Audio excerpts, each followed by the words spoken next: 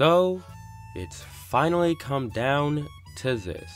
2022 was an unprecedented, exceptional year for mainstream and major label country music. A year that fully embraced so many of the values country had forgotten for quite some time. From exceptional sound to personal tales, either realistic or exaggerated, to the simplicity of just pursuing your own exceptional idea of country music. And the end result of this year was quite spectacular, because I can proudly say 2022 is one of the greatest years in modern country history. 2015 I'd say was a better year for overall albums, but many of those were very similar in tone and amazing in a limited variety. Meanwhile, 2022 has so many different yet incredible projects coming from so much of the larger country world. From people putting out their usual level of greatness to people you genuinely wouldn't have expected, to what's bound to be the opuses of many newcomers as they progress in their career. And normally, I would just rank the 10 best and call it a day, but this year had 15 great 8 out of 10 and above albums, and just leaving it at 10 is a disservice to an amazing year which may or may not be followed up, it's hard to say. So yeah, it's top 15 this time. Just letting you know, this might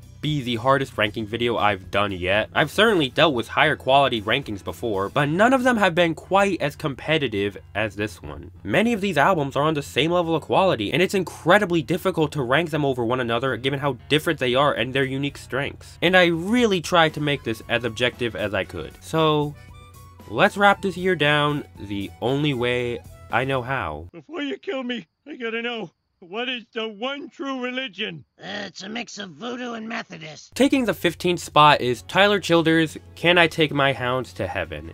And with this one, it's a rare case in which its ceiling of quality is way higher than most. Because if it wasn't for the issues I'm about to get into, this would be an easy top 5 project of the entire year. There is so much to love from the experimentation, the incredible ensemble work, and the tasteful composition. Tyler flexing it in the vocals as he usually does. For all intensive purposes, Tyler hasn't tanked in pretty much anything he has a hand in doing. The problem is, well, it's obvious really. The fact that this album didn't need to be as long and tedious as it was. The two vocally sung albums are great individually, and I enjoy listening to both of them. Preferably the Jubilee version more because I'm a bit of a jazz nut myself. But with two overly repetitive instrumental tracks in between these two, along with a psychedelic and completely unnecessary lo-fi version that doesn't even have Tyler's great singing, yeah, the pacing is kind of abysmal. I know I said the Joyful Noise versions were good, but I kinda take that back now. Like I said, if this was just a 10-track, all vocally sung album with 4 new songs, then this would be in my top 3 for the year in my eyes. But unfortunately, we don't live in the reality where that happened. I think as a collective, its highs exceed its cons, but just barely, as they do drag it down so much from a 9 out of 10 to just barely scraping an 8 out of 10 in my eyes. I can't believe I'm talking this negatively about an 8 out of 10 album, but that's how much these Joyful Noise songs piss me off. If you want my advice, stick to the 6 Jubilee tracks and you're golden. Let's move on.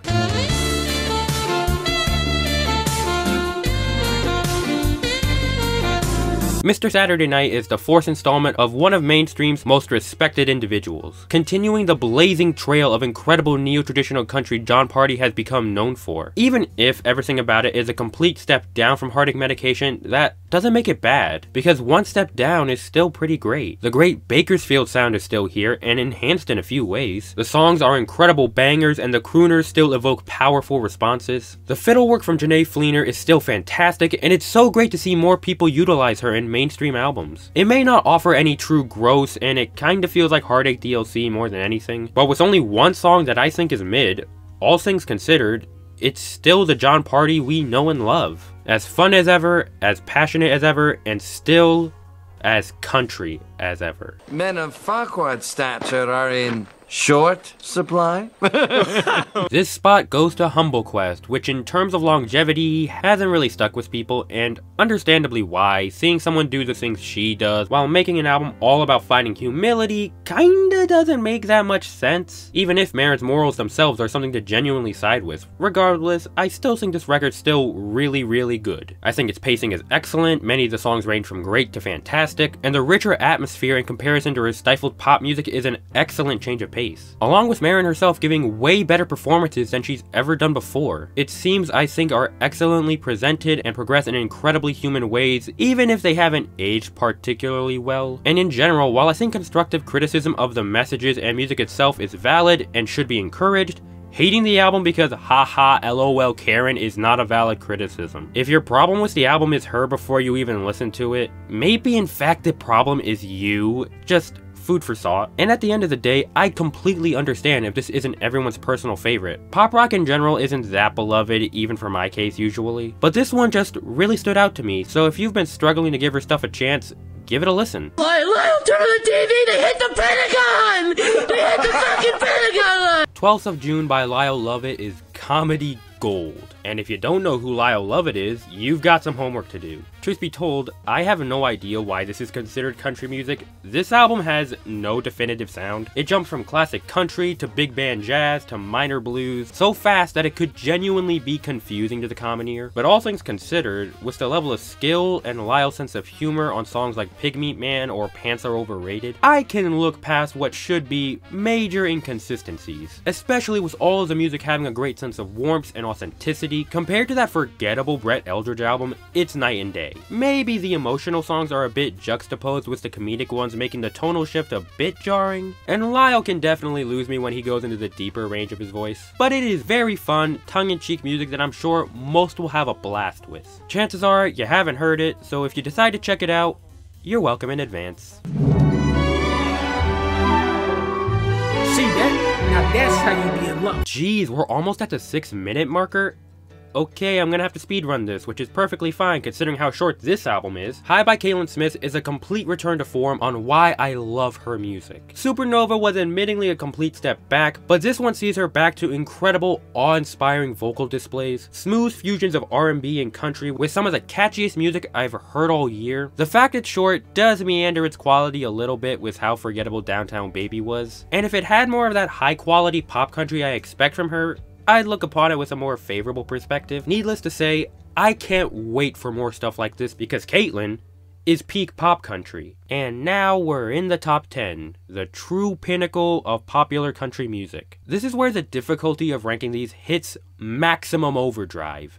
So, let's dive right in. If you have any of these traits, you'll be rejected. You have a weighted GPA below 5.0, your SAT scores below 1600, you took less than 28 It really seems like Raised by Hailey Whitters truly brought something out in people, something so rare it's shocking. A genuine admiration for rural upbringing. Because it seems these days, it's trendy to have albums that subvert and look down upon rural culture even if it deserves it sometimes. And I'm not denying it's compelling to see that, as I'll talk about with another album in a later video. But to have an album display this glowing optimism of small town upbringing is also essential. And Hailey truly captured that on Raised. It's incredibly wholesome feel-good music that doesn't sacrifice its quality in doing so. The songs are incredibly perky and catchy, its sense of setting is super strong and accurate to Iowa lifestyle, and in general, I just really connect with this one.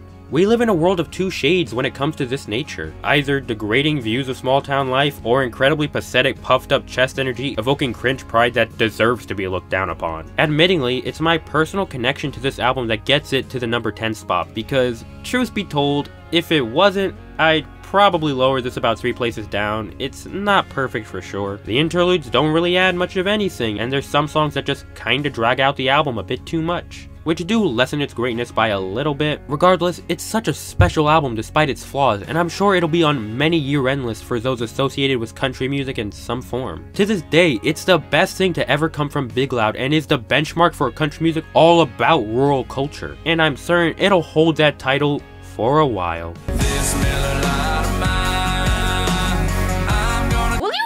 Shot Glass by Randall King seems to have been slept on by people. It is one of the few high-quality popular Texas albums in a while. I don't understand the flock to Human that much while this one is being ignored, because by all means, it's better. Its sound is richer and the instrumental quality is great. Randall's voice carries so much emotional expression. There's not much sonic growth compared to his last album, but the growth certainly comes in the emotional range, much due to tragic circumstances. With top-tier production and incredible Texas flair, Randall does no wrong and delivers banger after banger. The ballad slowly build to such emotional highs, along with the best rendition of I'll Fly Away ever.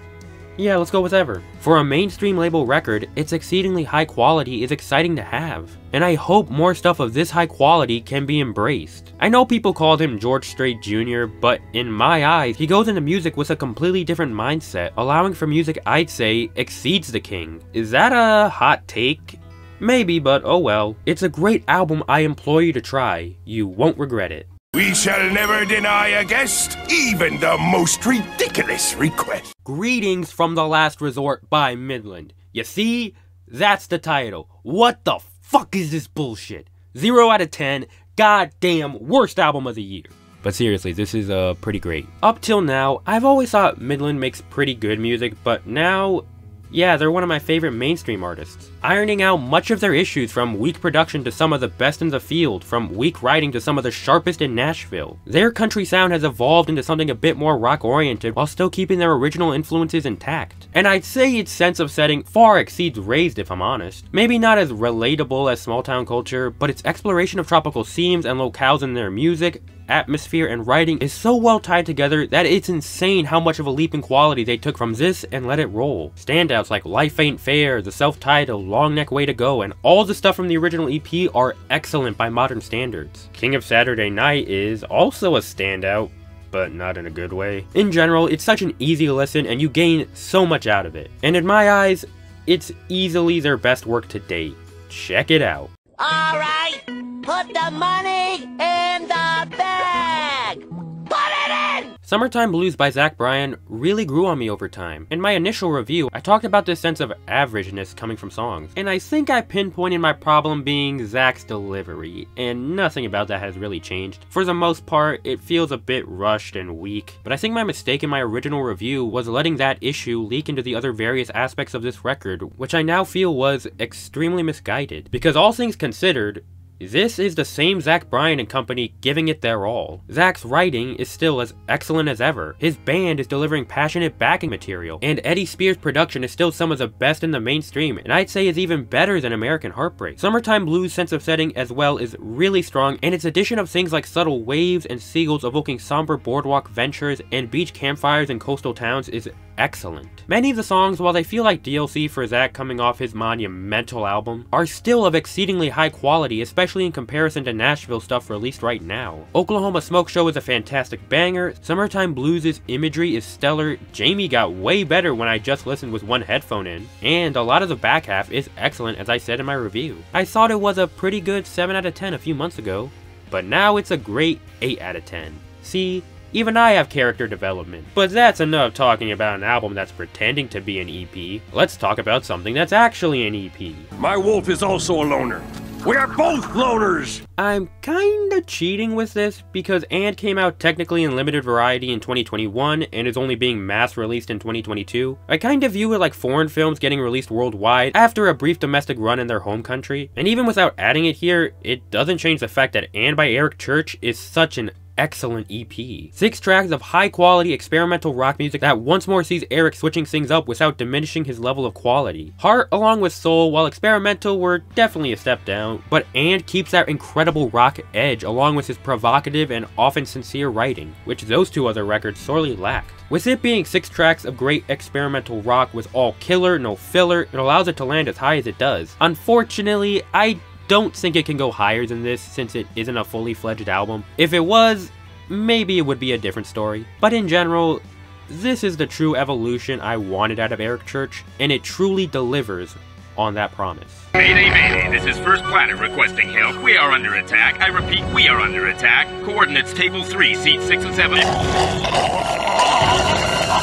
It's honestly astonishing just how above and beyond Drake Milligan went on Dallas-Fort Worth, especially considering the competition of neo-traditional work with Jon Pardi, Midland, and Randall King. But it's the fact that this album doesn't just stop at emulating 90s country, but enriches itself in the 70s and the 80s, indulging these far richer sounds and exploring their capabilities, along with one of modern country's greatest performances. Is the structure of the album aimless? Yeah, kinda. Which is what inevitably makes me leave it out of the top 3, which have far more captivating premises and emotional cores. I mean, it does have one of the darkest murder ballads I've ever heard, so there's that. But god damn, if this isn't the peak of casual crowd country, then I don't know what is. It honestly feels too good for an album designed to cater to the masses. With the incredible performance from Drake and his band, to the skilled production work, allowing for 90s bangers, orchestra-driven ballads, and western swing to coexist on what's one of the greatest debut albums of the modern times. I know America's Got Talent seems like something you'd want to avoid along with any form of reality TV, like who would blame you? But Drake is the exception and has well established himself as one of the most talented newcomers in today's world. For some reason, young people are flocking to Cameron Marlowe and Bailey Zimmerman, which all things considered are extremely mid, when in reality, this is the young star in the making people should be rallying behind. I have exceedingly high expectations for what he does next and can only hope his career can go up from here.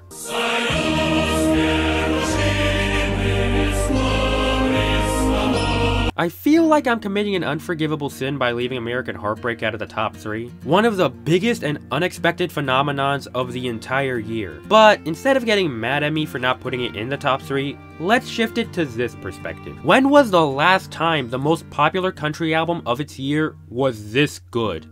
Because I sure as hell can't remember. When Godspeed was just getting viral all those years ago, I would have laughed at your face if you said he'd go on to become the face of country today. But its success, coupled with its eventual critical and cultural relevance, prove the non-Nashville country industry can exist if outer labels allow it to. Zach and Tyler have the numbers to prove it. Neither are tied down by Nashville and boost numbers that rival theirs. It's my dream to have an industry of Godwin, Ian No, Colter Wall, Billy Strings, rival Nashville, and truly build a mainstream alternative to that world. We're a long way from achieving that goal, but this album is the first step, and as an album, yeah, it's freaking great. I had my doubts when I first heard it was gonna be 34 songs, but all things considered, it came out way better than I expected by the end. Held high by its sensational writing, passionate performance, and almost cinematic feel. Whenever I muster the time to listen to it in full, it almost feels like an audible film. A road trip with incredible destinations given life, giving us all these unique songs tied together beautifully. And this road, I know, is still the best ending to any album I've heard all year. There's so many aspects of this album that win me over day after day, and it sucks me into this incredible world the more I think about it. Despite Nashville's complete and utter rejection of him, it truly is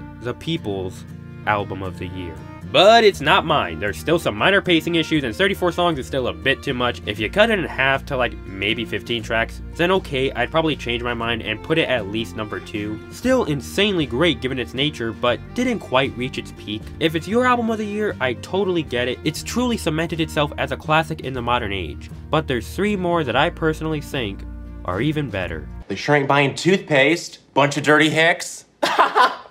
What if we fly me in and out same day so I wouldn't have to spend a night in your crap town? I think it just hit me that it's arguably been ages since the mainstream dared to go along with releasing a concept album on the level of Lindyville. And it flabbergasted me more and more was how Ashley and company were allowed to even make it as well as they did. Because it just tears off the mainstream friendly mask in place for some of the most classically influenced and richest stories Ashley McBryde has told yet.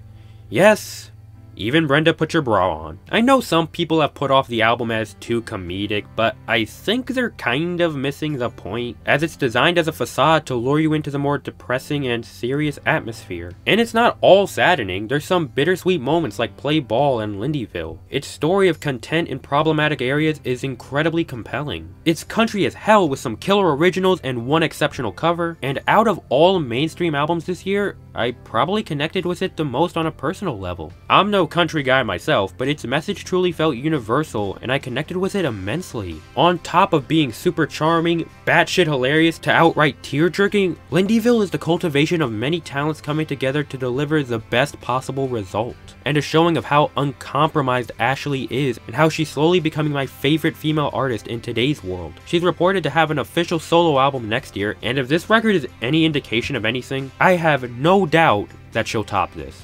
Listen to it if you haven't already. That is not my future.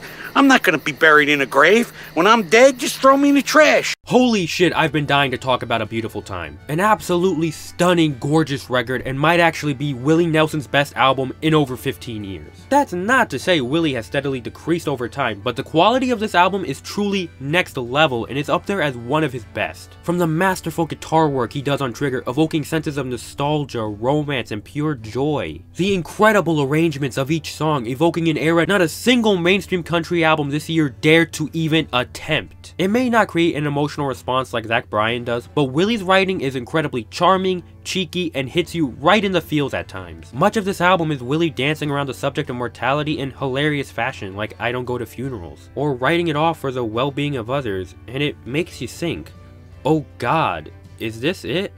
Is this the last Willie Nelson album ever? God, I hope not. Despite that lingering thought, it's an album filled with classic sounds and even some minor experimental moments. And then the ending where Willie finally addresses the thought of death and how he isn't trying to create some saddening, soul-crushing track before he goes, and wants to keep us, the listener, happy, leaving us with a smile before he goes. Yeah, that's the closest I got to crying to anything this year. If I had to criticize what is by all means an incredible country album, is that the editing on Willie's voice isn't the greatest. I mean, it's still better than Bailey's and certainly better than Shania's, holy fuck. But that's really the only issue on what is without a doubt one of the greatest Willie Nelson albums ever. If you consider yourself a country music fan, you owe it to yourself to listen to this grand, masterful swan song of one of country music's legends. It's a bona fide classic country album through and through. I know it seems screwed up to say this, but if this was the final Willie Nelson album, it's a perfect way to go, and upholds the values of Willie Nelson and his legacy so well. Obviously, I hope that isn't the case, but if it tragically is, you sure left me with a smile, Willie. That's for sure.